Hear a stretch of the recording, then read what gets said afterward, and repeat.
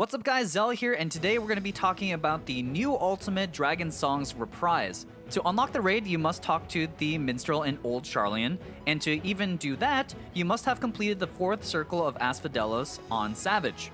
This video will be focused on the very first section of the ultimate fight, where we deal with the Knights. This section of the fight is unique to all ultimates in that it has a checkpoint. So what that means is if you complete this section of the fight, you won't have to come back to it in future wipes. With that out of the way, let's first talk about the prep. This section of the fight does not actually have that much prep. The only prep you'll need in this fight is to have clock spots for the PlayStation or Xbox mechanic, which is actually called Heavensflame. My group puts the most immobile person in the northwest section so that they don't have to adjust as much if necessary. So with that, let's get started with the actual fight.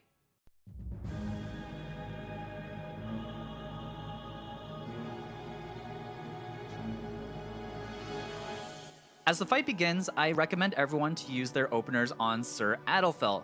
This is because he will eventually jump away and you're forced to only hit Sir Grinno, so this will even out the damage between the two knights. The first cast of the fight will be Holiest of Holy, which is a heavy hitting raid wide. This will happen multiple times throughout the fight, and each time it will hurt, so make sure to have mitigations ready. Next, Sir Grinno will cast Empty Dimension. This will be a huge donut AoE where the safe spot is very small, so make sure to be close in on Sir Grinno. At the same time, Sir Adelfell will have a tether. A tank should take Adelfell and make sure to point this away from the party.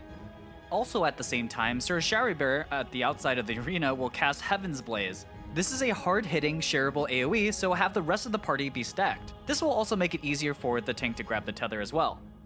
The Tank Buster hits very hard, so I just recommend you using a tank invulnerability for the Tank Buster.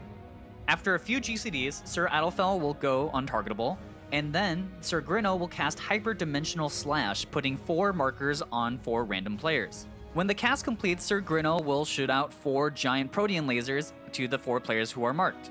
Because the lasers are so wide, players will have to step away from the boss to not get clipped by the neighboring lasers. At the same time, the rest of the party needs to stack on the opposite side where a cleave will be baited and shared by another player. These lasers will also leave behind a void portal at the edge of the arena where they are hit. It's very important that these portals are placed precisely because if they are too close together, they will tether and explode like P3S Darkened Fires. They also can't be too close to the cardinal areas because of a future mechanic. My group baits the first set of lasers north and have the cleave stack go south. Then, after the first set of lasers go out, the cleave stack will receive the next set of markers, and then they must move out for their lasers. The first group will then stack on the north side to bait and share the cleaves. After this, Sir Adelfell will appear at a random cardinal. Then Sir Grinno will cast Faith Unmoving, which is a knockback. This can be arm's length. At the same time, Sir Adelfell will be casting another Holiest of Holy, so get ready to heal and mitigate.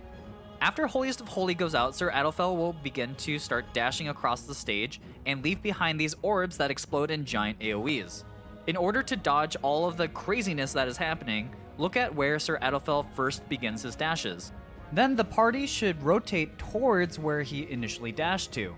To find the safe spot, we use the markings on the arena to help us. If you look carefully at the stage, one of the pointy bits is actually the safe spot from all the dashes, so the party can just immediately move there after the knockback. Be careful when moving to the safe spot because if you are too close to the edge, you might tether to a portal which will instantly give you a damage down and probably kill you. For this reason, my group prefers to just use arm's length so that you are closer to the center of the stage to begin with. After Sir Adelfell completes their dashes, they will dive onto the tank who previously had aggro. This dive is a wide AoE, and anyone caught in it will go flying off the stage similar to Super Jump in T or Act 3 of P4S. So in order to not hit the party, the tank should move to the safe spot, but continue to rotate past the safe spot into where the dashes will have just completed. After the dive, Sir Adelfell will begin channeling Holiest Hallowing. If this cast completes, Sir Adelfell will heal Sir Grinno for an enormous amount of HP. So make sure that the tank who is tanking Sir Adelfell interrupts his cast. At the same time, the tank should position the tanks in the center of the arena in preparation for the next mechanic. After a few moments, Sir Sharibear will start casting Heavensflame, putting a bunch of symbols on every player in the party. Players of the same symbol will be chained together and they must be broken immediately or each player will take massive amounts of damage, likely killing them. However, as the chains are broken, there is a giant fire AoE that goes off, and if these are overlapped with other players, they will instantly kill each other. In order to solve this mechanic, move to your clock spots and then adjust as necessary to place the symbols in the correct cardinals and inner cardinals. Make sure to stay as close to the center of the boss as possible. As this is happening, Sir Grinno is also casting Faith Unmoving, creating a knockback. Use the knockback to be pushed to the edge of the arena. You might have to run a little bit further just to make sure that the chains have been broken. If all goes well, everyone will be knocked back into their respective areas of the map, and then everyone will survive the fire explosions.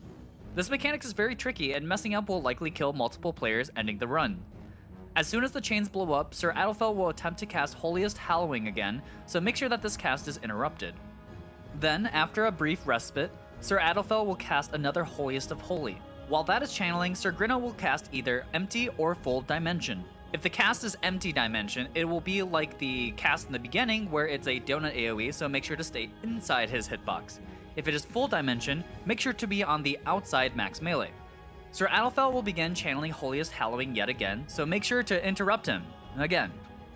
After this, Sir Adelfell will begin casting yet another Holiest of Holy, and then both knights will begin channeling their Enrage casts. Sir Grinno will cast the Bull's Steel, and Sir Adelfell will cast Bright Blade Steel. These casts are very fast, and if they complete, they will go invulnerable and then Enrage. If you are successful in bringing down both knights, you will begin the next mechanic, which is the last part of the entire phase. Here, every player will be chained into a mini arena next to Sir Charibert, who will be targetable now. Sir Charibert will be casting Pure of Heart, which will be the Enrage cast of this section. During the beginning of this phase, there will be multiple waves of shockwaves hitting the entire party, so get ready for some heavy healing. Also make sure to thank Haurchefant, who is shielding you the best he can during the shockwaves. About halfway through the Pure of Heart cast, Sir Charibert will start shooting 2 Protean Cleaves on the 2 nearest players. Getting hit by the cleaves put 2 debuffs onto you, one which is a light resist down, and the other which is Skyblind. Skyblind is a timer where when it ticks to 0, an AoE puddle will be dropped beneath and explode after a few seconds. This will happen 4 times. To solve this mechanic, we line up the party max melee behind Sir Charibert. When it is your turn to bait a cleave, you will move to the south or southeast of the boss. This way your cleave will not hit anyone else. Then drop the Skyblind puddle to the northeast of the boss's hitbox. You can stack your Skyblind puddles so that they take less space.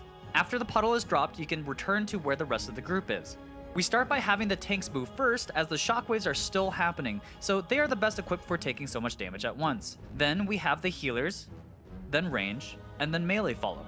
If all goes well, and if you can get Charibert to under 20% HP, you will move on to the next section of the fight and complete the checkpoint. As always, thanks for watching, and I hope this guide was helpful. I'm excited to get further into the fight and start progging part 2. I want to make videos for the next several parts of the fight as well, as I've been watching the World First race. However, I won't have any footage personally until my group gets there, so I'm not really sure what to do. Let me know in the comments if you think I should still make videos for the next parts, even if my group hasn't gotten there. But with that said, again, thanks for watching, and hopefully catch you guys on my stream, where we'll be progging the ultimate ourselves, so hope to see you guys then. All right, peace out, guys.